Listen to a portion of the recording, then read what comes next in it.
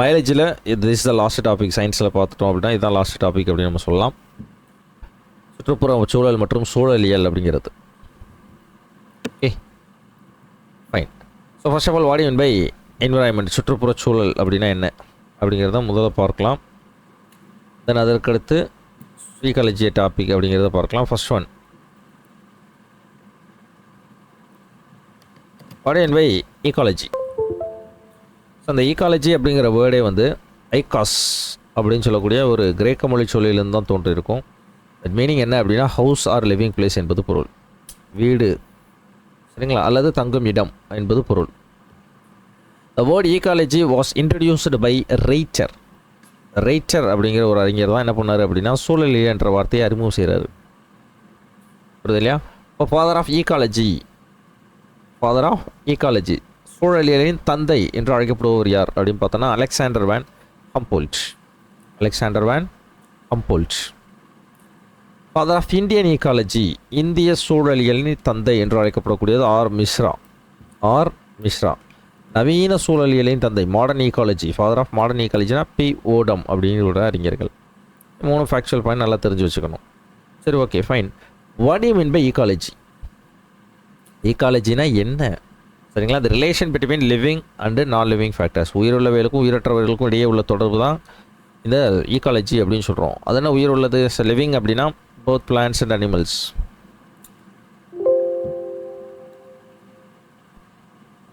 சரிங்களா? Plant and animals எதாவது living place, living beings அப்படின்னு சொன்னால். நான் லிவிங் பீயிங்ஸ்னால் கல், மண் இந்த மாதிரி சொல்லக்கூடிய இந்த மாதிரி இருக்கக்கூடிய பொருட்களை நான் லிவிங் ஃபேக்டர்ஸ் அப்படின்னு சொல்கிறோம். இது ரெண்டுக்கு இடைப்பட்ட தொடர்புக்கு பேர் தான் ஈகாலஜி, சூழலியல் அப்படின்னு சொல்கிறாங்க. ஓகேயா? So what you mean by our environment? The surroundings or space in which a person or animal lives in is known as environment. So மனிதர்களாக இருக்கட்டும், விலங்குகளாக இருக்கட்டும், தாவரங்களாக இருக்கட்டும், வாழக்கூடிய பகுதியை மற்றும் அவற்றை சுற்றியுள்ள சூழலுக்கு பேர் தான் சுற்றுச்சூழல் அப்படின்னு சொல்கிறாங்க. What you mean by ecosystem? இதுவே ஒரு ப்ரீவியஸ் கொஷனில் கேட்ட ஒரு கொஷின் தான். ecosystem is a community of living or non-living things that work together, that is called சூழ்நிலை மண்டலம். உயிருள்ளவைகளும் உயிரற்றவைகளும் ஒன்று சேர்ந்த ஒரு கட்ட அமைப்புக்கு பேர் தான் சூழ்நிலை மண்டலம் அப்படின்னு சொல்கிறாங்க. சூழ்நிலை மண்டலம், that means ecosystem அப்படின்னு சொல்கிறாங்க. Okay right. ecosystem, சூழ்நிலை மண்டலம், ecosystem அப்படிங்கிறது there are 4 major components of ecosystem. அதில் அந்த பயோட்டிக் ஃபேக்டர்ஸ்னால் ஏபயோட்டிக் ஃபேக்டர்ஸ்னால் உயிரற்ற காரணிகள், அதுதான் வந்து கல் மண் அப்படின்னு சொல்கிறோம். இந்த 3ஐயும் பயோட்டிக் ஃபேக்டர்ஸ் அப்படின்னு சொல்லலாம். பயோட்டிக் ஃபேக்டர்ஸ் உயிருள்ள காரணிகள், லைக் ப்ரொடியூசர்ஸ், 2வது கன்சியூமர்ஸ், 3வது டீகம்போசர். ஸோ ஃபஸ்ட்டு உற்பத்தியாளர்கள், 2 நுகர்வோர், 3 சிதைப்பவைகள் அப்படின்னு சொல்கிறோம். யாரை? உயிருள்ள காரணிகள். உயிருள்ள காரணிகளை 3 கேட்டகரியாக பிரிக்கிறாங்க. மற்ற உயிரற்ற காரணிகள் அது தனி. சரிங்களா? புரியுது இல்லையா? ஃபைன். ஸோ இப்போ உயிருள்ள காரணிகள் என்று சொல்லக்கூடிய உற்பத்தியாளர்கள், நுகர்வோர், சிதைப்பவைகள் இதெல்லாம் என்ன? இதை பேஸ் பண்ணி தான் நம்மளுக்கு அடுத்து வரக்கூடிய ஃபுட் செயின், உணவுச் சங்கிலி என்பது உண்டு. உற்பத்தியாளர்கள்னால் உணவை உற்பத்தி செய்யக்கூடியவர்கள் உற்பத்தியாளர்கள். அப்போ யார் உணவை உற்பத்தி செய்கிறா? அனைத்து தாவரங்கள். அப்போ பிளான்ட்ஸ் ஆர் ஆல்வேஸ், எப்போதுமே பிளான்ட்ஸ் தான் ப்ரொடியூசர்ஸ், உற்பத்தியாளர்கள். அதை சாப்பிடக்கூடியவங்க நுகர்வோர். ஓகேங்களா? அப்போ முதல்ல யார் பிளான்ட்ஸை சாப்பிட்றாங்களோ அவங்கள முதல் நிலை நுகர்வோர்.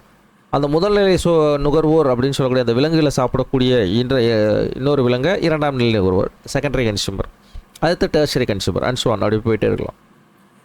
டீகம்போசர்ஸ் அப்படின்னா இறந்த பின்பு, ஒரு உயிரி இறந்த பின்பு அதை சிதைக்கக்கூடிய உயிரிகள், லைக் பாக்டீரியா அண்டு ஃபங்கை, அதுதான் சிதைப்பவைகள் அப்படின்னு சொல்கிறோம். புரியுதா? ரைட். ஸோ ஈகோசிஸ்டமில் ஏபயோட்டிக் ஃபேக்டர்ஸ்னால் அது light, temperature, carbon di oxide, oxygen, sand, water எல்லாமே சொல்லலாம். பயோட்டிக் ஃபேக்டர்ஸை 3 கேட்டகரியாக பிரிக்கிறாங்க. ஓகே. ஸோ ப்ரைமரி கன்சியூமர்ஸ் அப்படின்னு சொல்லக்கூடியது யார் அப்படின்னு பார்த்தோன்னா, யாரெல்லாம் பிளான்ட்ஸை சாப்பிட்றாங்களோ அவங்களாம் ப்ரைமரி கன்சியூமர். பிளான்ட்ஸ் இருக்குது, இதை சாப்பிட்றது இப்போ ரேட்டு, எலி. அந்த ரேட்டை சாப்பிட்றதுக்கு ஸ்னேக் இருக்கும் வயல்வெளிகளில், ஸ்னேக்கை சாப்பிட்றது ஈகிள்.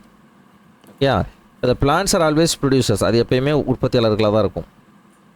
முதல்நிலை நுகர்வோர்னா யாருன்னா, அந்த ஃபஸ்ட்டு யார் வந்து ப்ரொடியூசர் சாப்பிட்றாங்களோ அவங்களாம் ப்ரைமரி கன்சியூமர். அப்போ ப்ரைமரி கன்சியூமர் ஆல்வேஸ் என்னவாக தான் இருப்பாங்க? மேக்ஸிமம் ஹெர்பிவோரஸாக தான் இருப்பாங்க. ஹெர்பிவோரஸ் அப்படின்னா யாருங்க? தாவர உண்ணிகள். ப்ரைமரி கன்சியூமரை சாப்பிட்றவங்க செகண்டரி கன்சியூமரை சாப்பிட்றவங்க டெர்ஷரி கன்சியூமர். புரியுதுங்களா? லைக் ஜூ பிளாங்டன், இது வந்து நீர்நிலைகள். ஜூ பிளாங்டன் யார்? சின்ன சின்ன பூச்சிகள். அது என்ன பண்ணும்? தாவர உண்ணிகள் ஃபைட்டோ பிளாங்டனை சாப்பிடும். ஓகேங்களா? ஃபைட்டோ பிளாங்டன்றது ப்ரொடியூசர், தாவரங்கள் ப்ரொடியூசர்ஸ், தாவரங்கள். ஓகேங்களா? அப்போ அந்த தாவர மிதவை உயிர்களை சாப்பிட்றது ஜூ பிளாங்டன் வந்து ப்ரைமரி கன்சியூமர் அப்படின்னு நம்ம சொல்கிறோம். ஓகே, அதை சாப்பிடக்கூடிய இரண்டாம் நிலை நுகர்வோர், அதை சாப்பிடக்கூடிய உயிரிகள் இரண்டாம் நிலை நுகர்வோர். தவளையாக இருக்கலாம், சின்ன சின்ன மீன்கள் இருக்கலாம், நீர்ப்பூச்சிகள், இதெல்லாம் வந்து சின்ன சின்ன அந்த புழுக்களை சாப்பிடும். முதலாம் நுகர்வோர் அது தாவர உண்ணிகளை உண்ணுகின்ற உயிரினங்கள் என்னது? Secondary consumer. டெர்ஷரி கன்சியூமர் அப்படிங்கிறது அந்த சின்ன சின்ன மீனை சாப்பிடக்கூட பெரிய மீன், இரண்டாம் நிலை நுகர்வோர் அப்படின்னு சொல்கிறோம். டீகம்போசர்ஸ், உயிரினங்களை சிதைப்பவைகள், பாக்டீரியாக்கள் மற்றும் பூஞ்சைகள், இவங்கள தான் நேச்சுரல் ஸ்கேவஞ்சர்ஸ் அப்படின்னு சொல்கிறாங்க. தட் மீன்ஸ் இயற்கை துப்புரவாளர்கள் அப்படின்னு பேர்.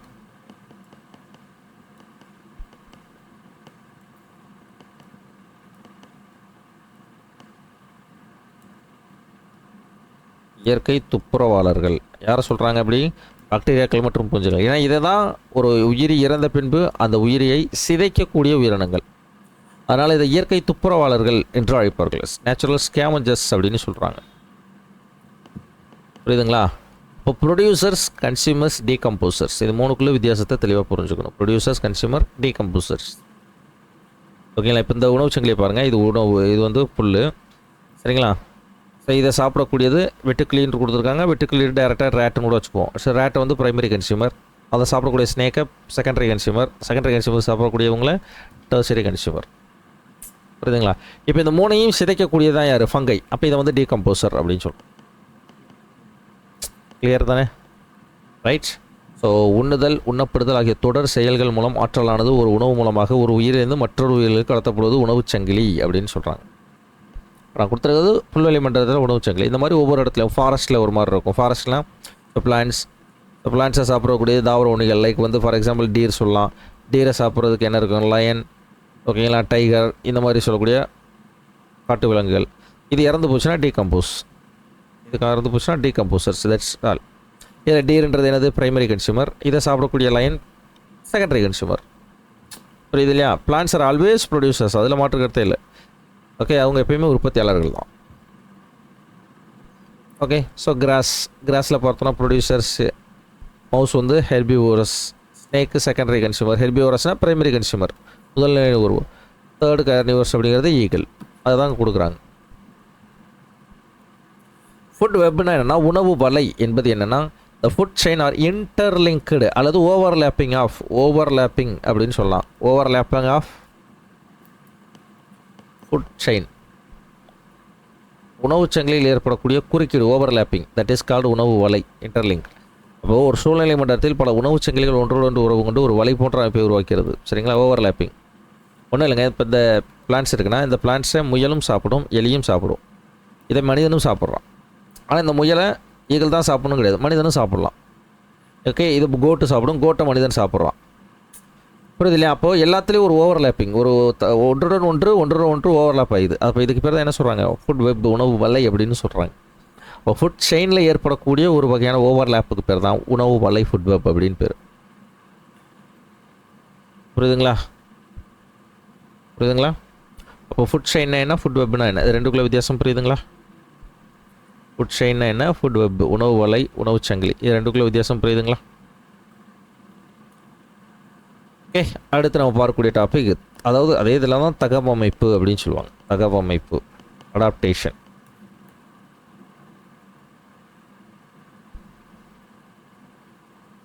ஓகே, ஒன் இஸ் ஹைட்ரோஃபைட்ஸ், அடுத்து ஜீரோஃபைட்ஸ், மீசோஃபைட்ஸ். 3 கேட்டகரியாக பிளான்ஸை பிரிக்கிறாங்க. ஹைட்ரோஃபைட்ஸ்னால் நீர்வாழ் தாவரம், ஜீரோஃபைட்ஸ்னால் வறண்ட தாவரம், மீசோஃபைட்ஸ் இடைநிலை தாவரம். ஹைட்ரோஃபைட்ஸ் அப்படிங்கிறது நீருக்குள்ளே மட்டும் இருக்கக்கூடிய தாவரம். எக்ஸாம்பிளுக்கு ஹைட்ரில்லா, வாலிசனேரியா, ஈவன் லில்லி, லோட்டஸ், இந்த மாதிரி சொல்லக்கூடிய தாவரங்களை சொல்லலாம். ஏன்னா இது இந்த வகை தாவரங்கள் வந்து எதில் மட்டும்தான் இருக்கும்? தண்ணிக்குள்ளேயே தான் இருக்கும். அது அப்படின்னு வந்து நீங்கள் தரையில் மூடி வச்சாலும் அது வளராது. புரியுது இல்லையா? ஜீரோஃபைட்ஸ் அப்படிங்கிறது இட்ஸ் அ வறண்ட நில தாவரம். இதுக்கு தண்ணி அதிகமாக ஊற்றக்கூடாது, வறண்ட சூழல் தான் வாழும். லைக் கேக்டஸ் ஒப்பன்ஷியானா சப்பாத்தி கல்லி, கற்றாழை ஒப்பன்ஷியானா சப்பாத்தி கல்லி.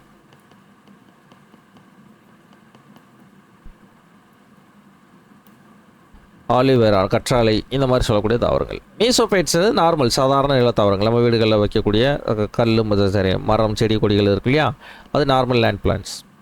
ஓகே, சில தாவரங்கள் இருக்காங்க அடாப்டேஷன். சில தாவரங்கள் யார் அப்படின்னா insectivore plants, insectivorous or pitcher plant அப்படின்னு கூட சொல்லுவாங்க.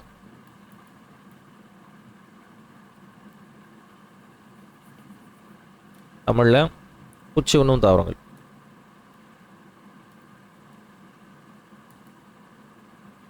பூச்சி உண்ணும் தாவரங்கள் எதுக்காக பூச்சி உண்ணும் தாவரங்கள்? இது வந்து பிட்சர் பிளான்ட்ஸ் அப்படின்னு சொல்லலாம். ஓகே, ஸோ நைட்ரஜன் டெஃபிஷியன்சியாக இருக்கிறதுனால, நைட்ரஜன் டெஃபிஷியன்சி அதனால் பூச்சிகளை கொன்று, தன் மீது அமரக்கூடிய பூச்சிகளை கொன்று அதில் இருக்கக்கூடிய நைட்ரஜனை எடுத்து இது வாழ்ந்துட்டுருக்கும். சரியா? ஃபார் எக்ஸாம்பிள் இப்போ இது மாதிரி குடுவை மாதிரி இருக்குங்க, அழகான குடுவை மாதிரி இருக்கும். ஓகே, அந்த தாவரம் இதில் வந்து கலர்ஃபுல்லாக இருக்கும். இதில் வந்து பூச்சி வந்து உட்காந்துச்சுன்னா அது மூடி மாதிரி மூடிக்கிறோம். அப்போ என்ன ஆகும், பூச்சி உள்ளே போயிட்டு இறந்து போகும். அப்போ அது கடைசியில் டீகம்போஸ் ஆகி அந்த பூச்சியில் இருக்கக்கூடிய நைட்ரஜனை இந்த தாவரம் எடுத்து உயிர் வாழ்ந்துட்டுருக்கும். ஓகே, எக்ஸாம்பிள் பார்த்துட்டோம் அப்படின்னா நெப்பந்தஸ், இந்த தாவரத்துக்கு பேர் நெப்பந்தஸ் அப்படின்னு சொல்லுவாங்க. குடுவை தாவரம் நெப்பந்தஸ். யூட்ரிகுலேரியா,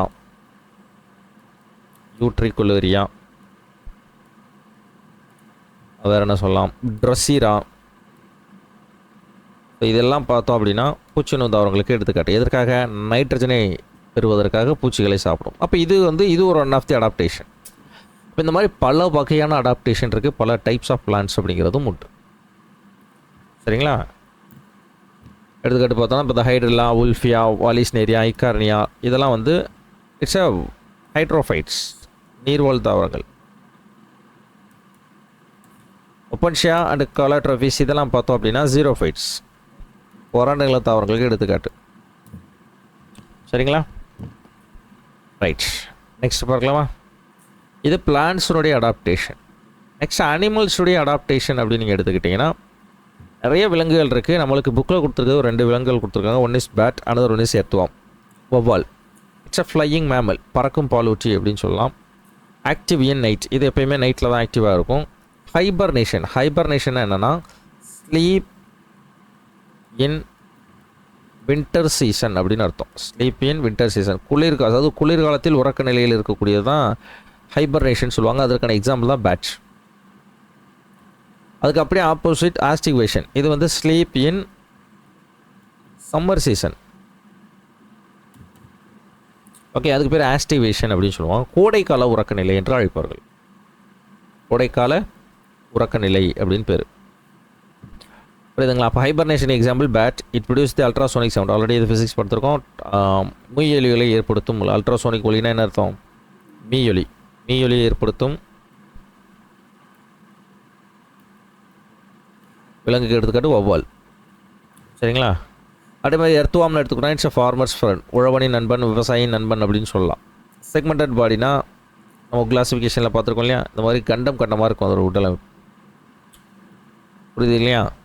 அடுத்து ஆஸ்டிவேஷனா கோடைக்கால உறக்கம், ஸ்லீப் இன் சம்மர் சீசன். அப்போ இது என்ன, கோடை காலத்தில் உறக்க நிலைனா இது வின்டர் சீசனில் ஆக்டிவாக இருக்கும் வெர்த்துவம். அதே மாதிரி அதுக்கு ஆப்போசிட்டாக பேட் வந்து வின்டர் சீசனில் உறக்க நிலையாக இருக்கும், பட் சம்மர் சீசனில் இது ஆக்டிவாக இருக்கும். ஓகே, ஸோ இதுதான் வந்து அடாப்டேஷனில் நம்மளுக்கு கொடுக்கக்கூடிய விஷயங்கள். இது 2 புரியுதுங்களா? ஸோ பிளான்ட்ஸுடைய அடாப்டேஷனும் விலங்குடைய அடாப்டேஷனும் புரியுதுங்களா?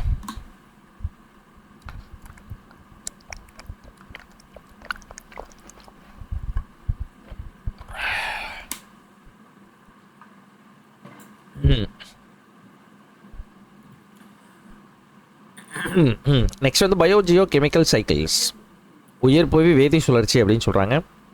ஒரு சுழற்சி உயிர் உள்ள காரணிகளுக்கும் உயிரற்ற காரணிகளுக்கும் இடையே உள்ள ஊட்டச்சத்துக்கள் அனைத்தும் சுழற்சி முறையில் இருக்கும். அதுதான் உயிர் புவி வேதி சுழற்சி என்று அழைக்கப்படுகிறது. சம் எக்ஸாம்பிள் நீர் சுழற்சி, நைட்ரஜன் சுழற்சி, கார்பன் சுழற்சி. அதில் ரொம்ப முக்கியமானது நைட்ரஜன் சைக்கிள் அதிகமாக கேட்பாங்க. ஓகே, அதான் கொஸ்டின் ஏரியா. சாரி, உட்காண்டா சரியில்லைங்க. ரைட். Water cycle.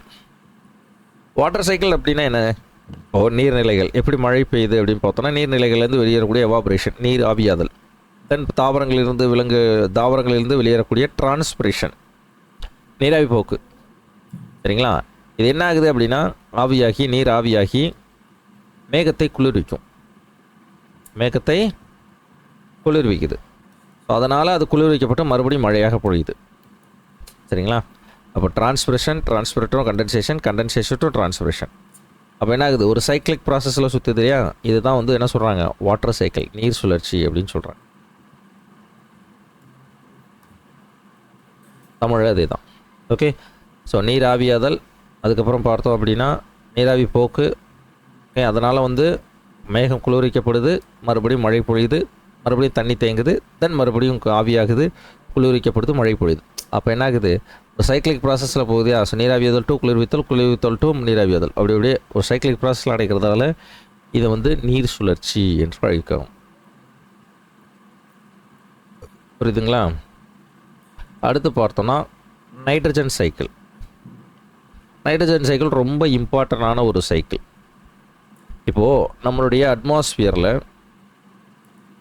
அட்மாஸ்பியரில் நைட்ரஜனுடைய சதவீதம் கிட்டத்தட்ட 78% இருக்கும். ஆக்சிஜன் 21% இருக்கும். கார்பன் டை ஆக்சைடு 0.036% இருக்கும். ரிமைனிங் அதர் கேஸஸ் இருக்கும். இல்லை அட்மாஸ்பியரில் இருக்கக்கூடிய இந்த 78% ஆஃப் நைட்ரஜன் இருக்கு இல்லையா, அதை டைரெக்டாக பிளான்ட்ஸ்னால் அப்சர்வ் பண்ண முடியாது. இப்போ என்ன சார் பண்ணுவாங்க?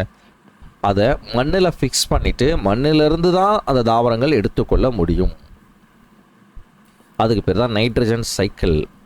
அந்த மண்ணில் ஃபிக்ஸ் பண்ணது இல்லையா நைட்ரஜனை, அதில் சில பாக்டீரியாங்கள் ஹெல்ப் பண்ணும். Nitrogen fixation. ஓகே. இப்போ fix the nitrogen in a soil அப்படின்னா, லைக் எக்ஸாம்பிள் அசிட்டோஃபேக்டர், இந்த மாதிரி சொல்லக்கூடிய ரைசோபியம், அசிட்டோஃபேக்டர், இந்த மாதிரி பாக்டீரியாங்கள் என்ன பண்ணுவோன்னா நைட்ரஜனை அப்சார்ப் பண்ணி மண்ணுக்குள்ளே ஃபிக்ஸ் பண்ணும். அதை தன்மையப்படுத்தி வச்சுக்கணும், அசிமுலேட் பண்ணிக்கிறோம். சரிங்களா? ஸோ அதை சாப்பிட்டு கழிவுகளை வெளியேற்றக்கூடிய விலங்குகள், அதுதான் அம்மோனிஃபிகேஷன். NH3 NH4 அம்மோனிஃபிகேஷன் அப்படின்னா யூரிக் ஆசிட்டை அம்மோனியாவாக மாற்றுதல். அதுக்குன்னு சில பாக்டீரியா அண்ட் ஃபங்கை உதவும். நைட்ரேஷன் அப்படின்னா அதிலிருந்து வெளியேறக்கூடிய NO2-வை NO3-யாக கன்வெர்ட் ஆகும். தட் மீன்ஸ் நைட்ரேட்டாக மாற்றக்கூடிய பாக்டீரியாங்கள், நைட்ரோசோமோனாஸ், அந்த மாதிரி சொல்லக்கூடிய சில பாக்டீரியாங்கள் இந்த வேலை செய்யும். இந்த NO3-லேருந்து NO3-லேருந்து N2-வை மட்டும், தட் மீன் நைட்ரஜனை மட்டும் வெளியேற்றக்கூடிய பாக்டீரியாங்கள். ஒரு பாக்டீரியா மூலமாக டீநைட்ரிஃபிகேஷன், நைட்ரஜனை மட்டும் வெளியேற்றும். அதுக்கு பேர் வந்து டீநைட்ரிஃபிகேஷன், நைட்ரஜன் வெளியேற்றம் அப்படின்னு சொல்கிறது. அதுக்குன்னு சில பாக்டீரியா வேலை செய்யும். மறுபடியும் இந்த நைட்ரஜன் என்ன ஆகும்? அட்மாஸ்பியரில் கலக்கும். புரியுதுங்களா? மறுபடியும் அட்மாஸ்பியர்லேருந்து நைட்ரஜனை ஃபிக்ஸ் பண்ணும். இப்படியே என்ன ஆகும் அப்படின்னா nitrogen fixation to denitrification to nitrogen fixation அப்படின்னு சொல்லி ஒரு சைக்கிளிக் ப்ராசஸில் நடக்கிறதுனால இதை வந்து நைட்ரஜன் சைக்கிள் அப்படின்னு சொல்கிறாங்க. புரியுதா? ஓகே. அதுக்கு பார்த்தீங்களா, நைட்ரேட்டாக மாற்றக்கூடிய பாக்டீரியா, NO2-வை NO3-யாக மாற்றக்கூடியது நைட்ரேட் ஆகும் பாக்டீரியா, நைட்ரோசோமோனாஸ், அந்த மாதிரி இருக்கக்கூடிய சில பாக்டீரியாங்கள் அந்த வேலை செய்யும். ரொம்ப முக்கியமானது. அதே மாதிரி நைட்ரேஷனை வெளியேற்றக்கூடிய பாக்டீரியாங்கள் யாருன்னா சூடோமோனாஸ், அந்த பாக்டீரியா அந்த வேலையை செய்யும். ஓகே. மறுபடியும் அது என்ன ஆகுது? வளிமண்டலத்து நைட்ரஜன்லாம் கலக்குது. மறுபடியும் வளிமண்டல நைட்ரஜன் மண்ணில் நிலைநிறுத்தப்படுது. அப்படியே ஒரு சைக்கிளிக் ப்ராசஸ் மாதிரி நடக்கும். இதில் ஈடுபடக்கூடிய பாக்டீரியாங்களோட நேம், இது ரொம்ப ரொம்ப முக்கியமான ஒரு டேபிள். நைட்ரஜன் ஃபிக்ஸேஷன், நைட்ரஜனை நிலைநிறுத்தும் பாக்டீரியாங்கள் அசிட்டோஃபாக்டர், ரைசோபியம், ப்ளூ கிரீன் ஆல்கையான நாஸ்டாக். ஓகேங்களா? அடுத்து அம்மோனிஃபிகேஷன், பியூட்ரிஃபையிங் பாக்டீரியாஸ், ஃபங்கை, இந்த மாதிரி சொல்லக்கூடிய பூஞ்சைகளை அம்மோனியாவாக்கும் பாக்டீரியாங்கள்.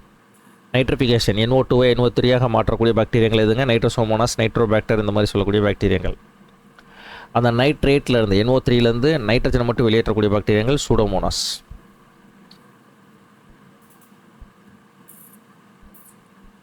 புரியுதா? இதுவரையும் கிளியராக இருக்கா எல்லாருக்கும்?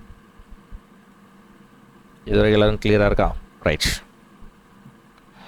கார்பன் சுழற்சி, இது ரொம்ப ஈஸியானது தாங்க. கார்பன் சுழற்சி, இப்போ நம்ம சுவாசத்திற்கு என்ன வாயு தேவை? ஆக்சிஜன் தேவை. இந்த இந்த ஆக்சிஜனை மனிதர்கள் எடுத்துக்கொள்கிறோம். ரொம்ப சிம்பிளாக தான் சொல்கிறேன். ஹியூமன் எடுத்துக்கிறோம், நம்ம கார்பன் டை ஆக்சைடை வெளியிடுறோம். இந்த கார்பன் டை ஆக்சைடை பிளான்ட்ஸ் எடுத்துக்கொண்டு, தாவரங்கள் எடுத்துக்கொண்டு ஆக்சிஜனை வெளியிடுது. பர்தரி அதை நம்ம ஹியூமன் எடுத்துக்கிறோம், கார்பன் டை ஆக்சைடை வெளியிடுறோம். இது ஒரு சுழற்சி மாதிரி இருக்கிறதுனால இதை வந்து கார்பன் சுழற்சி அப்படின்னு சொல்கிறோம். ஆக இதுதான் வந்து உயிர்ப்புவி வேதி சுழற்சி என்று அழைப்போம். சரிங்களா? உயிர்ப்புவி வேதி சுழற்சிகள் 3 வகையான சுழற்சிகள் பார்த்தோம் இல்லையா? Water cycle, nitrogen cycle and then carbon cycle. இந்த 3மே இது. That's all. இதுவரையும் புரியுதுங்களா? சரியா? ஸ்டார்டிங்கில் இதோட பார்க்கலாம் என்னென்ன பார்த்துருக்கோம்.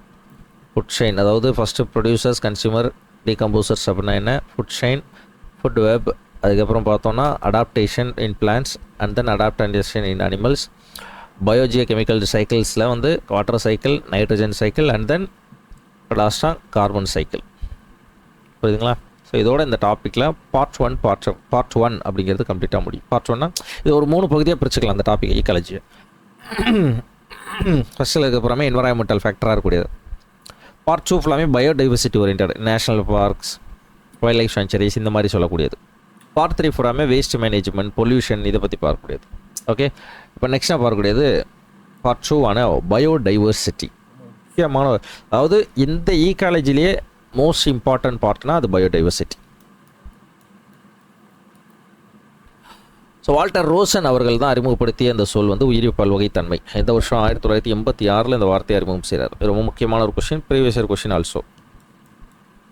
ஓகே, பயோடைவர்சிட்டி என்று சொல்லக்கூடிய உயிரி பல்வகைத்தன்மை என்ற வார்த்தையை அறிமுகம் செய்தவர் யார் அப்படின்னு கேட்டாங்கன்னா 1986 வால்டர் ரோசன் அவர்கள்.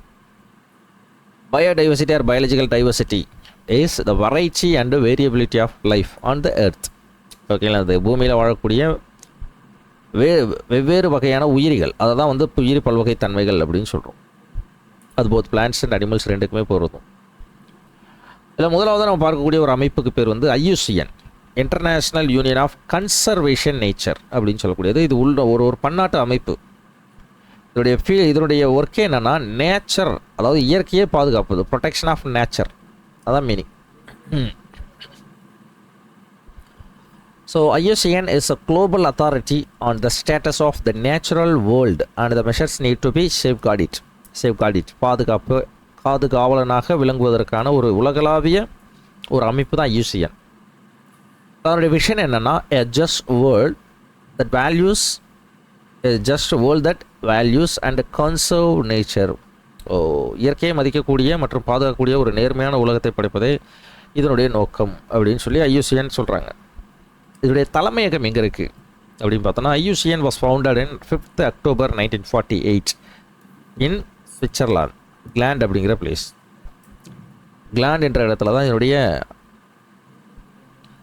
ஹெட் குவார்ட்டர்ஸ் அப்படிங்கிறது இருக்குது. சரிங்களா? 1948 இது ஆரம்பிச்சிருக்கோம். பட் இந்தியா எப்போ இதில் மெம்பர்ஷிப் ஆகிருக்கும் அப்படின்னு பார்த்தோன்னா India as a membership at in 1969 1969 membership ஆகிருக்கும். புரியுதுங்களா? Okay, right.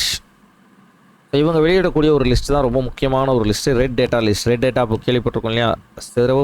சிவப்பு தரவு புத்தகம், ரெட் டேட்டா புக். அதில் பார்த்தோன்னா இந்த அழிந்து வரக்கூடிய ஒரு உயிரினங்கள், என்டேஞ்சர்டு ஸ்பீசிஸ், அபாயகரமான நிலையில் இருக்கக்கூடிய உயிரினங்களை வகைப்படுத்துவாங்க. என்டேஞ்சர்டு ஸ்பீசிஸ் கேட்கக்கூடிய ஒரு கொஷின். ஸோ ரெட் டேட்டா புக்கில் எந்த வகையான உயிரினங்களை வகைப்படுத்துவாங்க அப்படின்னு பார்த்தோன்னா அழிந்து வரும் உயிரினங்கள், அபாயகரமாக அழிந்து வரும் உயிரினங்களை வகைப்படுத்துவாங்க.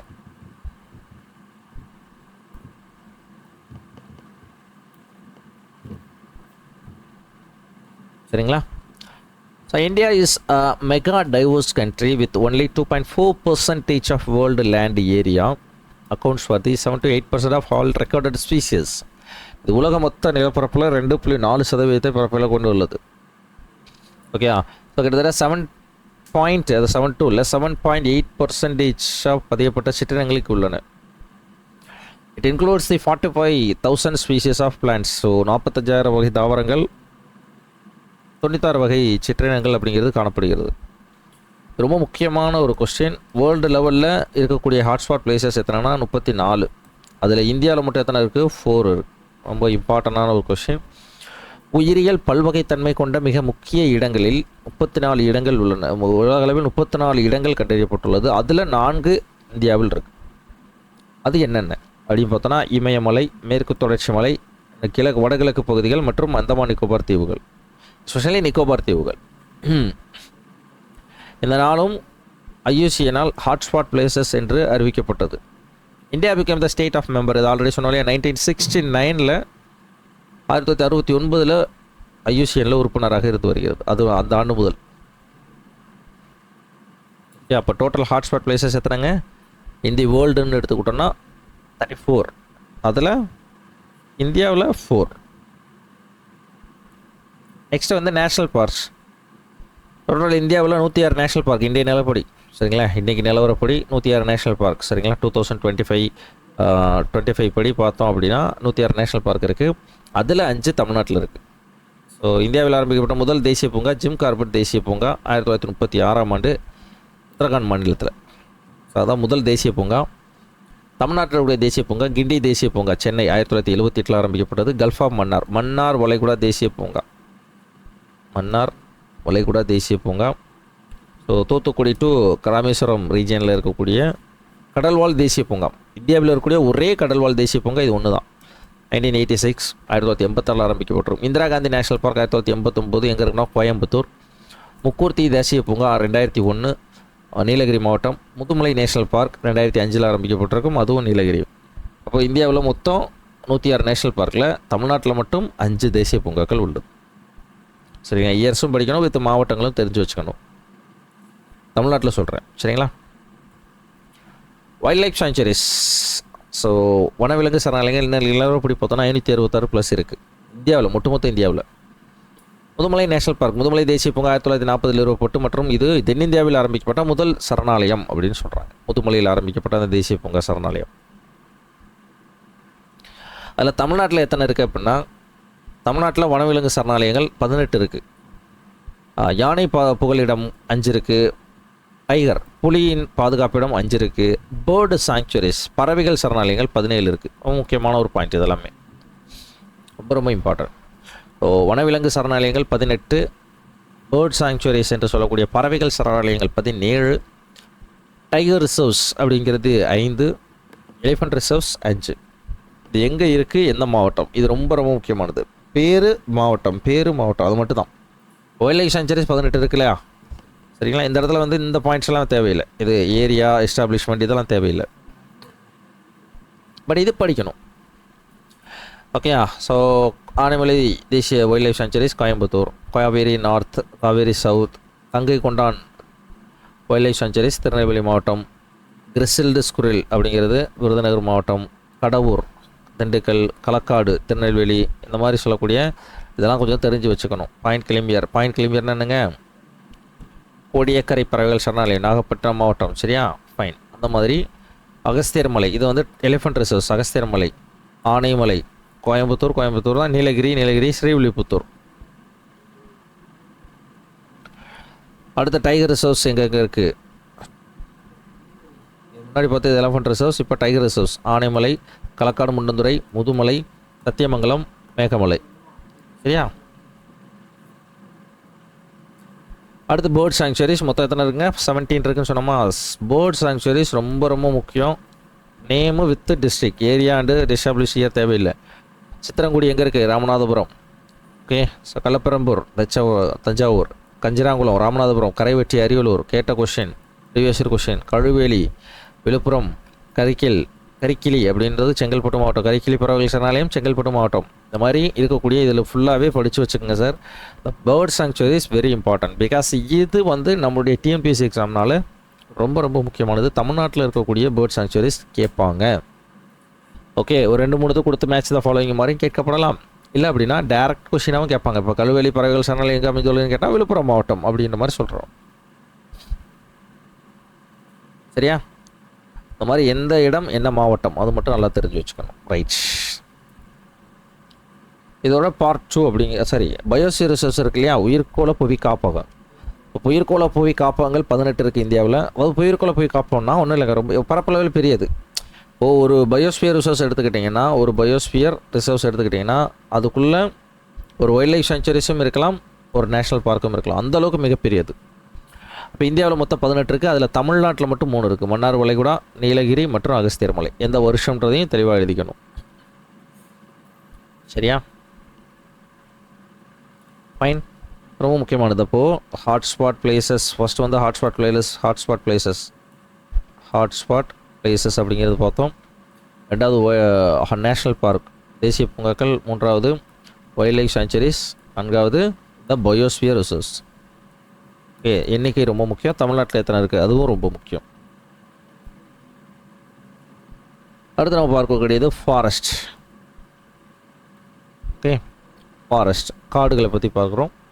ஸோ காடுகளை கார்பன் தொட்டி, கார்பன் டேங்க்னு சொல்லுவாங்க. காடுகளில் இருக்கக்கூடிய மரங்களை பாதுகாக்கக்கூடிய ஒரு அமைப்பு தான் இந்த சிப்கோ இயக்கம்.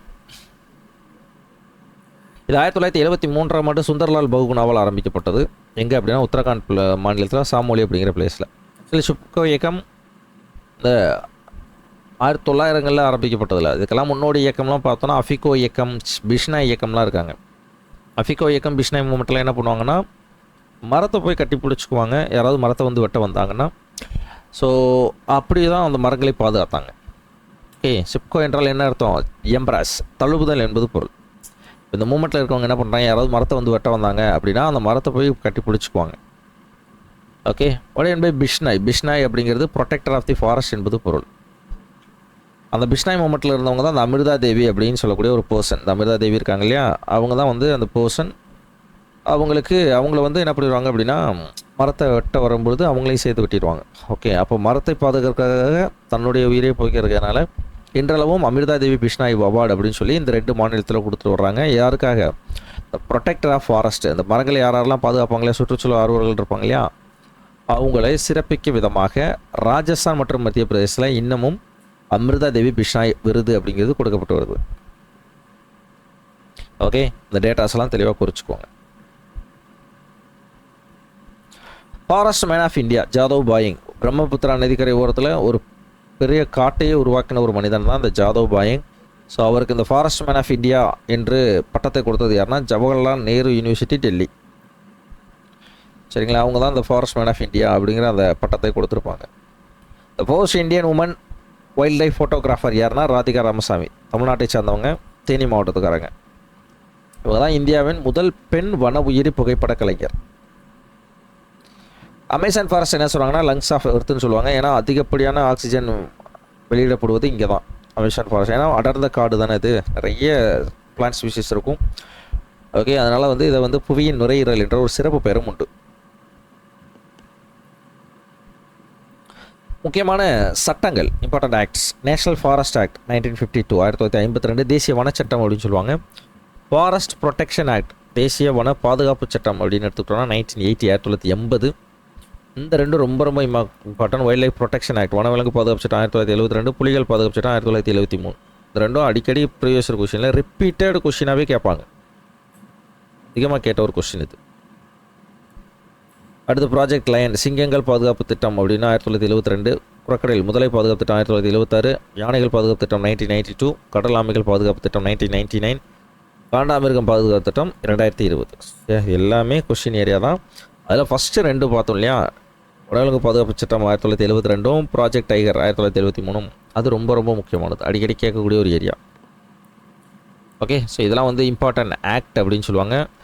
ஸோ உலக லெவலில் இந்தியாவிலையும் சரி உலக லெவலையும் சரி வன உயிர்களை பாதுகாப்பில் ஈடுபடக்கூடிய நிறுவனங்கள் என்னென்னு பார்த்தோன்னா IBWL, Indian board for wildlife, world wildlife fund, WWF, world conservation union, IUCN, Indian national union for conservation of nature சொன்னோமா, IUCN. இதனுடைய விரிவாக்கம் தெரிஞ்சு வச்சுக்கோங்க, கேட்கக்கூடிய question. CITES conservation, convention of international trade in endangered species, Bombay natural history society BNHSனா என்ன, wildlife preservation society of India, Dehradun. இதெல்லாம் வந்து வன உயிரி பாதுகாப்பில் ஈடுபட்டுள்ள நிறுவனங்கள் அப்படின்னு சொல்கிறோம்.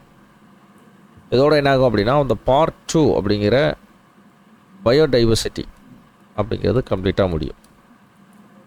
நெக்ஸ்ட் நம்ம வந்து இந்த டாப்பிக்கில் பார்ட் 3 அது நம்ம பார்க்கலாம்.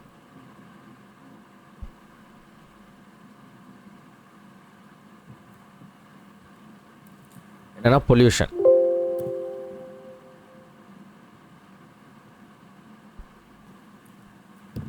ரைட். ஸோ அதனுடைய கண்டினியூஷன் பார்ட் 3, அதாவது ஈக்காலஜி டாப்பிக்கில் பார்ட் 3 அப்படிங்கிறத பார்க்கலாம். பொல்யூஷன், சரிங்களா, மாசுபாடு அப்படிங்கிறத பார்க்கலாம். The pollution is an unwanted change in the physical, chemical or biological characteristics of our land, air, water அப்படின்னு சொல்கிறாங்க. நிலம், நீர், காற்று, இயற்பியல், வேதியியல் மற்றும் உயிரியல் தன்மைகளால் ஏற்படக்கூடிய விரும்பத்தகாத மாற்றங்களுக்கு பேர் தான் என்னது, மாசுபாடு அப்படின்னு சொல்கிறாங்க. ஓகே, இதில் ரொம்ப முக்கியமான ஒரு பொல்யூஷன் அப்படின்னு பார்த்தோன்னா அது ஏர் பொல்யூஷன், காற்று மாசுபாடு தான். இந்த காற்று மாசுபாட்டினால் உண்டாகக்கூடிய விளைவுகள் தான் இங்கே இருக்கக்கூடியது. லைக் இப்போ குளோபல் வார்மிங் அப்படின்னா புவி வெப்பமயமாதல்,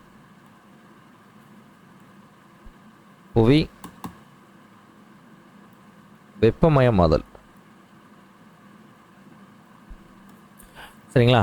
இப்போ இந்த க்ரீன் ஹவுஸ் கேஸஸ்ன்னு சொல்கிறாங்க இல்லையா, பசுமை இல்ல வாயுக்கள். புவி வெப்பமயமாதலுக்கு முக்கியமான கேஸஸ் எதுனா அந்த கார்பன் டை ஆக்சைடு, பசுமை இல்ல வாயுக்கள், மீத்தேன், நைட்ரஜன் டை ஆக்சைடு, தென் வந்து சிஎஃப்சி, குளோரோஃப்ளோரோ கார்பன். இதெல்லாம் என்ன பண்ணும் அப்படின்னா பூமியினுடைய அட்மாஸ்பியரில் என்ன ஆகும் அப்படின்னா அந்த மாதிரி ஒரு லேயர் மாதிரி படிஞ்சு நின்றுக்கிறோம்.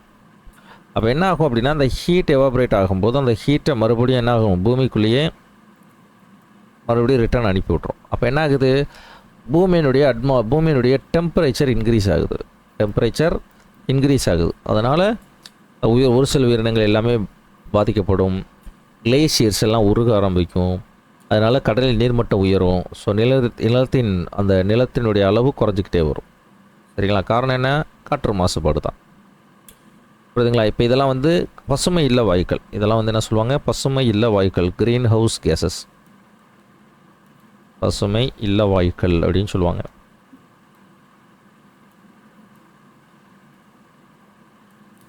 கிளியரா.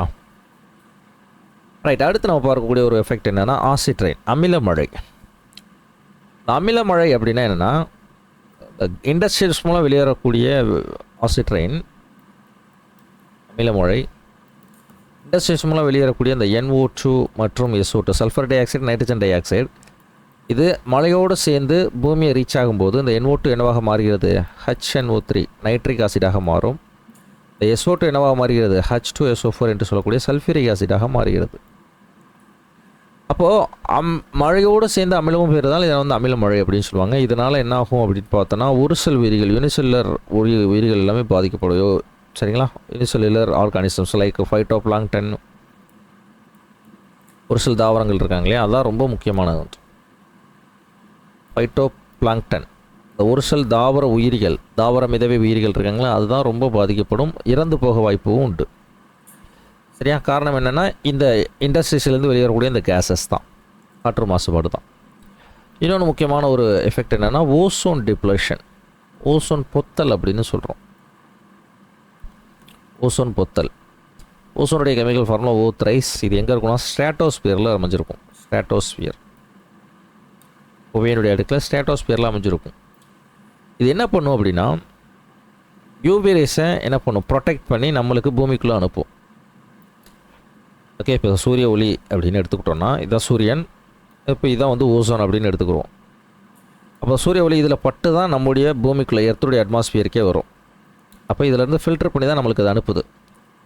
ஆனால் நம்ம பூமியிலேருந்து வெளியேற்றக்கூடிய இந்த CFC அப்படின்னு சொல்லக்கூடிய ஒரு குளோரோஃப்ளோரோ கார்பன், ஃப்ரிட்ஜ், ஏசிலாம் வெளியேறக்கூடிய கேஸ், இது போய் என்ன பண்ணுது, இந்த ஓசோனை, இதுதான் ஓசோன் O3 சொல்கிறேன், இந்த ஓசோன் பொண்ணு அஃபெக்ட் பண்ணுது.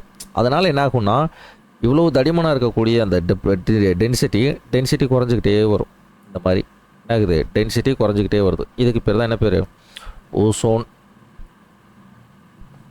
டிப்ளஷன்னு பேர்.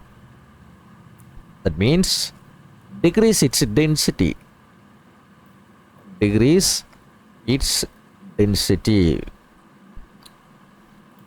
சரிங்களா. Due to the effect of CFC, chlorofluorocarbon விளைவினால் இந்த ஓசோன் டிப்ளஷன் அப்படிங்கிறது ஏற்படுது. அப்போ என்ன ஆகும், அப்போ கம்மியான அமௌண்ட் தான் யூவி ரேஸை அப்சார்ப் பண்ண முடியும். அப்போது நம்மளுக்கு எர்த்தில் விழக்கூடிய யூவி ரேஸுடைய அளவு அதிகமாக இருக்கும். அப்போ இன்க்ரீஸ் இட்ஸ் டெம்பரேச்சர் தான். இதனாலையும் என்ன ஏற்படும், ஒரு சில உயிரிகள்லாம் இறந்து போக வாய்ப்புகள் உண்டு. ஓகே, கிளேசியர்ஸ்லாம் உருக ஆரம்பிக்கும். ஃபஸ்ட்டு சொன்னாலே அந்த குளோபல் வார்மிங் அதற்கு வழிவகுக்கக்கூடிய ஒன்றாக. அப்போ இந்த டென்சிட்டியெல்லாம் மெஷர் பண்ணக்கூடிய இன்ஸ்ட்ருமெண்ட் பேர் பார்ப்பாங்க, டப்சனோமீட்டர்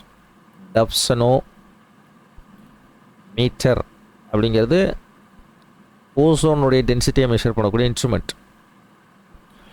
ஓசோனுடைய யூனிட் டபசல்னு சொல்லுவாங்க. டபுசெல் யூனிட் ஆஃப் ஓசோன். ஓசோனுடைய அலகு என்னென்னா டபுசெல் அப்படின்னு சொல்லுவாங்க. அது இதெல்லாம் வந்து என்ன அப்படின்னு பார்க்கும்போது இந்த ஏர் பொல்யூஷனுடைய effect, global warming, acid rain, அமில மழை, மூணாவது ஓசோன் பொத்தல், மனிதனால் ஏற்பட்ட ஒரு மிகப்பெரிய ஒரு ட்ராகதி என்ன அப்படின்னா போபால் கேஸ் ட்ராகதி தான். போபால்ன்றது மத்திய பிரதேச மாநிலத்தினுடைய தலைநகரத்தில் ஒரு ஃபர்டிலைசர் ஃபேக்ட்ரி இருக்கும். அதில் 1984 டிசம்பர் 2 மெத்தில் ஐசோசைனேட் MIC என்று சொல்லக்கூடிய ஒரு வகையான கேஸ் ரிலீஸ் ஆகிருக்கும். அந்த கேஸ் சுவாசித்த மக்கள் எல்லாமே இறந்து போனாங்க. அது மிகப்பெரிய ஒரு ட்ராகதி. இந்த உலக லெவலில் மிகப்பெரிய ஒரு ட்ராகதினா இதை தான் சொல்லுவாங்க. சரிங்களா? ரொம்ப பெரிய இஷ்யூ ஆச்சு. நிறைய மக்கள் பாதிக்கப்பட்டாங்க. அதனால் அந்த மெத்தில் ஐசோசைனேட் அப்படிங்கிறது மூச்சு ஒழியாதும் மூச்சு குழலை பாதிச்சு என்ன ஆகுது, உடனே டெத். Okay right. இதுவும் ஒன் ஆஃப் தி ஒரு ஏர் பொல்யூஷனுக்கு கீழே வரக்கூடியது தான். நேஷ்னல் ஏர் ஆக்ட், தேசிய காற்று சட்டம் 1981. நேஷ்னல் ஏர் ஆக்ட் அப்படிங்கிறது 1981. நேஷ்னல் ஏர் மானிட்டரிங் ஆக்ட், தேசிய காற்று கண்காணிப்பு சட்டம் 1984. ஏர் குவாலிட்டி இண்டெக்ஸ் அப்படிங்கிறது என்னென்னா காற்று தரக்குறியீடு. காற்று தரக்குறியீட்டை, காற்று தரத்தை மெஷர் பண்ணக்கூடிய ஒரு ஆப் தான் சமீர் ஆப். இது ஒரு கவர்மெண்ட் ஆப், கவர்மெண்ட் லான்ச் பண்ண ஒரு ஆப் தான் இது. இதன் மூலம் அந்த கலர் சேஞ்ச் ஆகிறத வச்சு அந்த இடத்துல காற்றினுடைய குவாலிட்டி, ஏர் குவாலிட்டி எவ்வாறு இருக்குது அப்படிங்கிறத மெஷர் பண்ணால் நம்மளால் முடியும். இதான் வந்து ஏர் பொல்யூஷனில் தெரியக்கூடிய விஷயங்கள். புரியுதா? அதில் எஃபெக்ட் தான் ரொம்ப முக்கியமான கொஸ்டின்ஸ் கேட்பாங்க. Next one is water pollution, நீர் மாசுபாடு. தேசிய நீர் சட்டம் 1974. நேஷ்னல் ரிவர் ப்ரொடெக்ஷன் ஆக்ட், தேசிய ஆறுகள் பாதுகாப்பு சட்டம் 1985. சரியா? ரைட். யூட்ரிஃபிகேஷன் அப்படின்னா உயிரி உருப்பெருக்கம் அப்படின்னு சொல்லுவாங்க.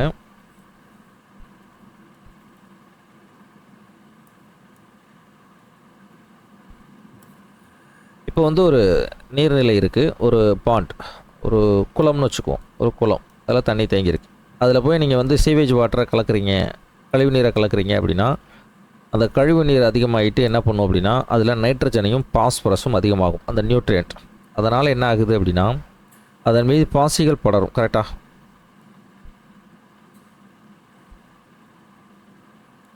பாசிகள், பச்சை கலர் பாசிகள் இருக்கும் இல்லையா, ஆல்காக்கள், இந்த மாதிரி பாசிகள் படர ஆரம்பிக்கும்.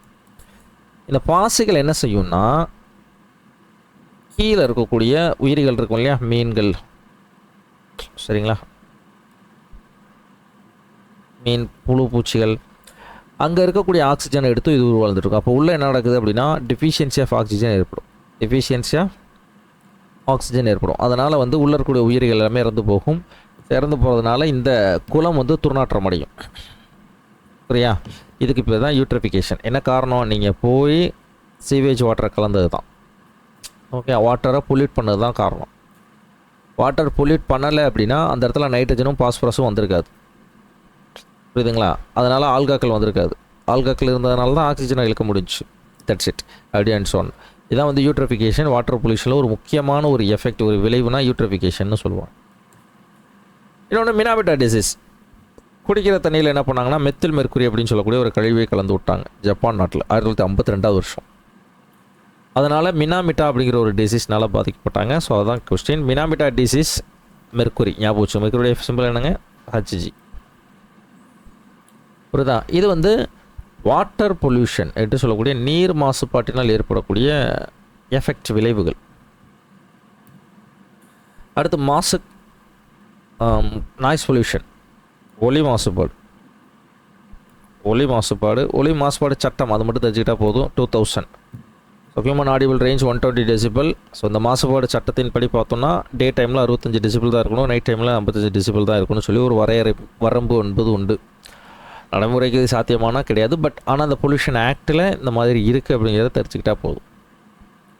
ஓகே, டே டைமில் 65 டெசிபிளுக்கு மேலே போச்சு அப்படின்னா அது வந்து பொல்யூஷனாக, நாய்ஸ் பொல்யூஷனாக கருதப்படும். நைட் டைமில் 55 டெசிபிளுக்கு மேலே இருந்துச்சுன்னா அது ஒரு நாய்ஸ் பொல்யூஷனாக கருதப்படும். That's all. சரியா? அப்போ இதுதான் வந்து பொல்யூஷனில் தெரியக்கூடியது. One is air pollution. Air பொல்யூஷனோட எஃபெக்ட் என்னென்ன? குளோபல் வார்மிங், புவி வெப்பமயமாதல், ஆசிட் ரெயின், அமில மழை, ஓசோன் டிப்ளேஷன், ஓசோன் பொத்தல், போபால் விஷவாயு கசிவு இது எல்லாத்தையும் நல்லா தெரிஞ்சு வச்சுக்கணும். முக்கியமான சட்டங்களும் தெரிஞ்சு வச்சுக்கணும். அதே மாதிரி வாட்டர் பொல்யூஷன், யூட்ரிஃபிகேஷன் உயிரி உருப்பெருக்கம், மினாமிட்டா நோய் இதுவும் நல்லா தெரிஞ்சு வச்சுக்கணும். ஒலி மாசுபாடு. ரைட். அடுத்து நம்ம பார்க்கக்கூடிய பகுதி வந்து வேஸ்ட் மேனேஜ்மெண்ட் அண்ட் ரீசைக்ளிங், கழிவுப்பொருள் மேலாண்மை மற்றும் மறுசுழற்சி அப்படின்னு சொல்கிறோம். To protect our environment it is very important to reduce the waste. கண்டிப்பாக ஓகே, நம்மளுடைய சுற்றுச்சூழலை பாதுகாக்கணும்னா கண்டிப்பாக வந்து என்ன பண்ணணும், கழிவுப் பொருட்களை குறைக்கணும். கழிவுப் பொருட்கள் பொதுவாக 2 வகைப்படும். One is biodegradable waste, another one is non biodegradable waste. மட்கும் குப்பை மட்காத குப்பைன்னு சொல்கிறோம் இல்லையா, அதுதான் மட்கும் கழிவுகள் மட்காத கழிவுகள். அப்போ மக்கும் குப்பையை வந்து என்ன பண்ணலாம், அதை வந்து டேரெக்டாக போட்டலாம். மட்காத கழிவுகளை என்ன செய்யணும், அதை ரீசைக்கிள் பண்ணி மறுபடியும் யூஸ் பண்ணுற மாதிரி நம்ம என்ன பண்ணணும், பயன்படுத்தணும். அதான் உயிரின சிதைவிற்கு உள்ளாகும் கழிவுகள், உயிரின சிதைவுக்கு உள்ளாகாத கழிவுகள் அப்படின்னு சொல்லி 2 கேட்டகரியாக சொல்கிறாங்க. இதில் ரொம்ப முக்கியமான ஒரு கொஸ்டின் எதுனா இதுதான், இடர்பாடற்ற கழிவுகளை கையாளுதல். That means disposal of hazardous waste. Hazardous வேஸ்ட்டை எப்படி நம்ம வந்து டிஸ்போஸ் பண்ணணும், அதுக்கு இந்த 5 முறைகள் அப்படிங்கிறது உண்டு, எழுதிக்கோங்க. லேண்ட் ஃபில்லிங் மெத்தட், குழி தோண்டி அதுக்குள்ளே அந்த வேஸ்ட்டை போட்டுறணும். அப்படின்னா அது ரேடியோ ஆக்டிவ் வேஸ்ட். கதிரியக்க கழிவுகள், நிலத்தில் நிரப்புதல். ஃபர்ஸ்ட் ஒன், எதன் மூலமாக எந்த வேஸ்ட்டை இதன் மூலமாக நிரப்பணும்னா கதிரியக்க கழிவுகள்.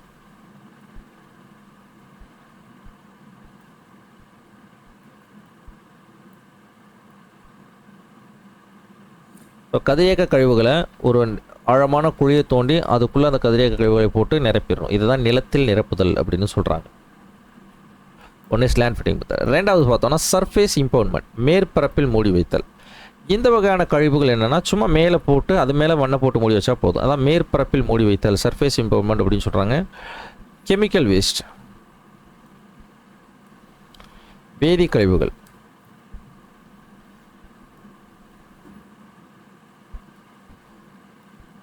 புரியுதுங்களா, வேதி கழிவுகளை மேற்பரப்பில் மூடி வைத்தல் மூலமாக டிஸ்போசல் பண்ணணும். டீப் வெல் இன்ஜெக்ஷன் அப்படின்னா ஆழ்கிணறு பாய்ச்சுதல். ஸோ லிக்விட் திரவ கழிவுகள் அனைத்துமே ஆழமான ஒரு கிணறை தோன்றி அதுக்குள்ளே பாய்ச்சிடணும், அதான் வந்து கழிவுகள், ஆழ்கிணறு பாய்ச்சுதல். 4வது இன்சினரேஷன், ப்ரீவியஸ் இயர் கொஸ்டின் கேட்ட கொஸ்டின் இது. எரிச்சு சாம்பலாக்குதல், மெடிக்கல் வேஸ்ட். ஓகே, எரித்து சாம்பலாக்குதல் அப்படிங்கிறது மருத்துவ கழிவுகளை எரித்து சாம்பலாக்கிறோம், மருத்துவ கழிவுகள்.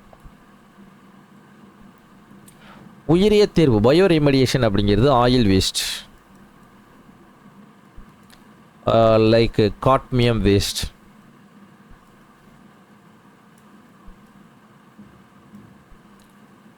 லைக் வந்து அப்புறம் என்ன சொல்லலாம், சைனைடு வேஸ்ட். ஸோ இந்த வகையான வேஸ்ட்டை பூராமே என்ன பண்ணணும் அப்படின்னா உயிரிய தீர்வு மூலமாக டிஸ்போசல் பண்ணணும். ஓகேங்களா, அப்போது அது வந்து என்ன அந்த உயிரிய தீர்வுக்கு உதவக்கூடிய அந்த பாக்டீரியாவோட பேர் என்ன அப்படின்னு பார்த்தோன்னா pseudomonas. Pseudomonas. Okay, bioremediation, pseudomonas bacteria. இப்போ இது அதாவது இந்த வேஸ்ட் மேனேஜ்மெண்ட் அந்த டாப்பிக்லேயே இந்த பகுதி ரொம்ப ரொம்ப முக்கியம். டிஸ்போசல் ஆஃப் ஹசார்டல் வேஸ்ட் அதிகமாக கொஸ்டினில் கேட்பாங்க. இடர்பாட்ட கழிவுகளை கையாளுது. லேண்ட் ஃபில்லிங் மெத்தட்னா என்ன, சர்ஃபேஸ் இம்பவுண்ட்மெண்ட் மூலமாக என்ன கழிவுகளை வெளியேற்றணும், deep well injection, incineration, bioremediation. 5வது சரிங்களா. ஈவன் இந்த சூடோமோனாஸ் பாக்டீரியாவை கண்டுபிடித்தவர் பேர் வந்து ஆனந்த் மோகன் சக்கரவர்த்தி. ஆனந்த் மோகன் சக்கரவர்த்தி சரியா. ஹூ டிஸ்கவர்ட் சூடோமோனாஸ் பாக்டீரியா இவர் தான். கிளியரா, ரொம்ப முக்கியமான ஒரு பகுதி, நல்லா பிடிச்சி வச்சுக்கணும். அடுத்து பார்த்தோம் அப்படின்னா இடர்பாட்டு கழிவுகள். ஸோ ரீசைக்ளிங் டெக்னிக், மறுசுழற்சி முறைகள் அப்படின்னு டெக்னிக் தானே. மறுசுழற்சி தொழில்நுட்பம்னாலும் சரி, இல்லை மறுசுழற்சி முறைகள் அப்படின்னாலும் சரி. பேப்பரை வந்து 54% ரெக்கவர் பண்ணலாம், கிளாஸ் வந்து 20% ரெக்கவர் பண்ணி மறுபடியும் பயன்படுத்தலாம். அதாவது ஒரு பாயிண்ட் புக்கில் இருக்குது, எதையும் தெரிஞ்சு வச்சுக்கோங்க. Health effect of e waste, மின்னணு கழிவுகளால் ஆரோக்கியத்திற்கு ஏற்படக்கூடிய பாதிப்புகள். இஎம், லெட், காரியம் அப்படின்னு சொல்லுவாங்க. லெட்டுனால நம்மளுடைய சென்ட்ரல் மற்றும் பெரிஃபரல் நர்வ் சிஸ்டம் அப்படிங்கிறது பாதிக்கப்படும். பிரெயின் டெவலப்மெண்ட் என்ன ஆகும், அஃபெக்ட் ஆகும். குழந்தைகளுடைய மூளை வளர்ச்சியை பாதிக்கிறது இஎம். குரோமியம், ஆஸ்துமாட்டிக் பிரச்சனை, ஆஸ்துமா, மூச்சுத்திறனால் ஆஸ்துமா அப்படின்னு சொல்லக்கூடிய இந்த விளைவுகளை உண்டாக்கும். Cadmium neural damage, kidney, liver இதெல்லாம் என்ன பண்ணும், பாதிக்கக்கூடியது. Mercury chronic damage to brain, மூளையை பாதிக்கக்கூடியதான். ரெஸ்பிரேட்டரி சிஸ்டம் நம்மளுடைய சுவாச மண்டலத்தையும் பாதிக்கும். பிவிசி பைப் அது கேள்விப்பட்டிருக்கோம் இல்லையா, பாலிவினைல் குளோரைடு, அது என்ன பண்ணும் அப்படின்னா it produce dioxin which it can cause the developmental reproductive problems. சரிங்களா, இனப்பெருக்க கோளாறுகளை உண்டாக்கும், இம்யூனை சிஸ்டத்தை பாதிக்கும், நம்மளுடைய நோய் எதிர்ப்பு மண்டலத்தை பாதிக்கும். அப்போது இந்த மாதிரி எலக்ட்ரானிக் வேஸ்ட் என்று சொல்லக்கூடிய மின்னணு கழிவுகளால் ஏற்படக்கூடிய பாதிப்புகள் என்னென்ன அப்படிங்கிறத தெரிஞ்சு வச்சுக்கணும். 4R approach. 4R approach. So 4Rனா என்னென்னா ரெடியூஸ், ரீயூஸ், ரீசைக்கிள் மற்றும் ரெக்கவரி. இதுதான் வந்து என்ன சொல்கிறாங்க, reduce, reuse, recovery and reuse. தமிழில் பயன்பாட்டை குறைத்தல், அதை மறுபயன்பாடு செய்தல், மீட்டெடுத்தல் மற்றும் மறுசுழற்சி. ஓகே, அதனால தான் 4R மெத்தட் அப்படின்னு 4R அப்ரோச்னு சொல்கிறாங்க.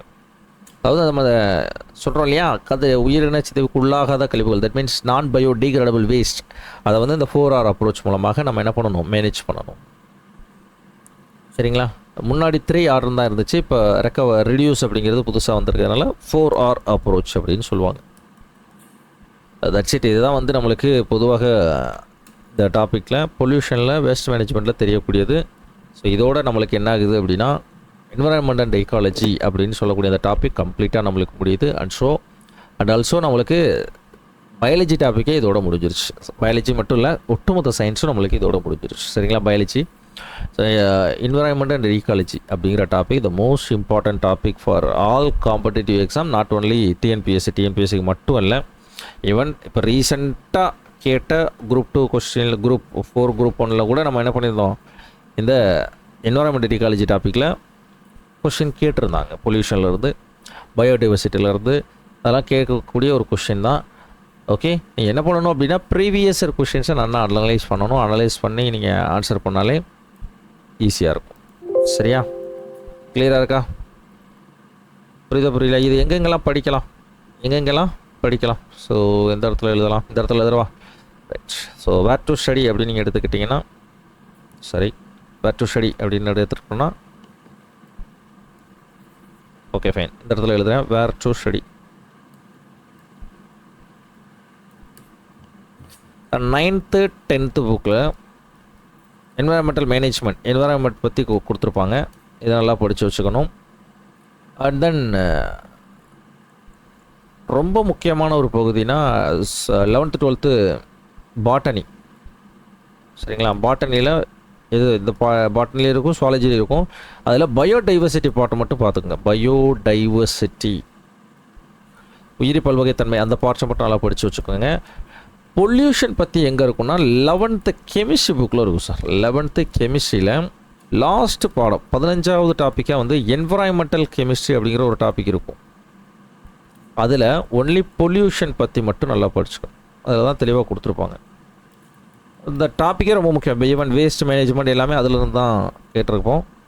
ஸோ அந்த டாப்பிக்கும் நல்லா படித்து வச்சுக்கோங்க. என்விரான்மெண்டல் பேருக்கு என்விரான்மெண்டல் கெமிஸ்ட்ரி தான் அந்த டாபிக். அப்போ என்விரான்மெண்ட் ஓரியனான கெமிஸ்ட்ரி தான் அதில் இருக்கக்கூடியது. அது ஃபுல்லாகவே அந்த டாபிக் ரொம்ப முக்கியம். ஸோ இது ஓரியன்டாக 9th 10th புக்கும் 9th 10th புக்கில் சும்மா environment, primary consumer, secondary consumer, tertiary consumer, இந்த மாதிரி சொல்லக்கூடிய ஃபுட் செயின், ஃபுட் வெப், அதை பற்றி தான் கொடுத்துருப்பாங்க. லைக் வந்து உயிரி புவி, அந்த nitrogen cycle, carbon cycle, water cycle பார்த்தோம் இல்லையா, அதெல்லாம் 9th 10th புக்கு தான். ஈவன் பயோடைவர்சிட்டி, அந்த சொல்லக்கூடிய அந்த national park, wild life sanctuaries பற்றியும் 10th புக்கில் இருக்கும். பட் அதை பற்றி கொஞ்சம் கூடுதல் தகவல் நம்மளுக்கு தெரியணும். அதுக்கு 11th 12th புக்கு தான் கொஞ்சம் ஈஸியாக இருக்கும். ரெஃபரன்ஸ்க்கு அதை எடுத்துக்கோங்க. பிகாஸ் இந்த டாப்பிக்கை பொறுத்தளவு நம்மளுக்கு மெயின்ஸ் ஓகே, குரூப் 2 குரூப் 1 மெயின்ஸுக்கும் இது யூஸ் ஆகும்.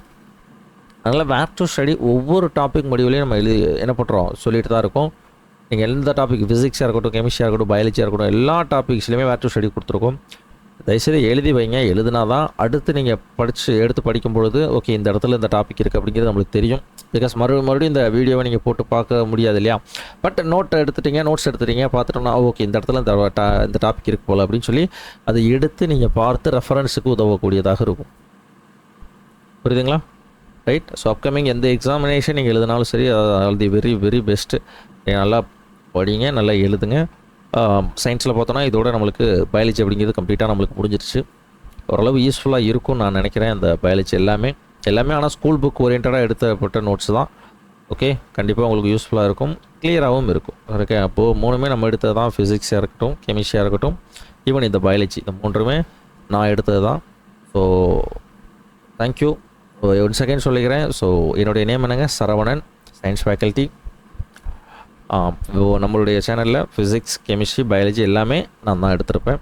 ஸோ ஓரளவு யூஸ்ஃபுல்லாக இருக்கும்னு நான் நம்புகிறேன். மற்றபடி ஸ்கூல் புக்ஸை நல்லா படிச்சுக்கோங்க. லைக் வந்து ஒவ்வொரு புக்லேயும் வேர் டு ஸ்டடி சொல்லக்கூடியதில் புக் பேக் கொஷின் கம்பல்சரி படிச்சுக்கோங்க. அது ரொம்ப இம்பார்ட்டன்ட். புக் பேக் கொஷினில் இப்போலாம் ரீசெண்ட் டைமில் புக் பேக் கொஷின்ஸ் கேட்குறாங்க. அதேமாதிரி டிட் யூ நோ பாயிண்ட் இருக்கு இல்லையா, உங்களுக்கு தெரியுமா, அந்த பாக்ஸ் கொஷின் அதையும் நல்லா படிச்சுக்கோங்க. இந்த 2 தான் ரொம்ப ரொம்ப இம்பார்ட்டன்ட். அதையும் சேர்த்து தான் நீங்கள் படிச்சுக்கணும். நாட் ஒன்லி இது மட்டும் கிடையாது. ஏன்னா இதில் வந்து புக் பேக்கோ டூ யூ நோ பாயிண்ட்டோ அந்தளவுக்கு கொண்டு வரலை. புக் பேக் கம்பல்சரி நீங்கள் படித்து வச்சுக்கோங்க.